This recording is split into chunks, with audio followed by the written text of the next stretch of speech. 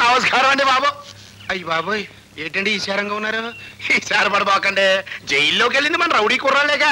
విచారం దానికి కదయ్యా, విదేశాల నుంచి మా తమ్ముడు వచ్చాడు. మరి ఇంకేటి, తమ్ముడు గారు వస్తే పాయసం తాగినట్టు ఉండాలి కానీ ఆముదం తాగినట్టు ముఖం పెట్టారేటి?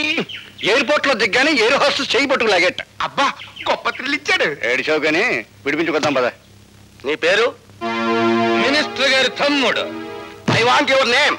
నీ పేరేంటి? చెప్పారు కదా మినిస్టర్ గారి తమ్ముడని. నీకు అసలు పేరు లేదా? ఉంది, కానీ ఎవడు పిలవటల్లా. అందరూ మినిస్టర్ గారి తమ్ముడనే పిలుస్తా ఉన్నారు, అందుకనే మనం అదే ఖాయం చేసుకున్నాం. అలాగా? ఎక్కడయ్యా మీ అన్నయ్య మినిస్టర్? ఏడగదిలే, ఢిల్లీలో చెప్తా ఉన్నాడు. ఎయిర్ హోస్టెస్ ఎందుకు పట్టుకున్నావు? చెబితే బాగుండదండి. చెప్పు, ఎందుకు పట్టుకున్నావు?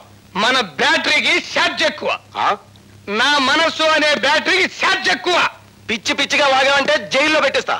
అన్నయ్య గారు వచ్చారండి. అన్ను ఈడు నన్ను కన్నులో పెట్టిస్తాడు. అనవసరంగా కంగారు పడిపోయి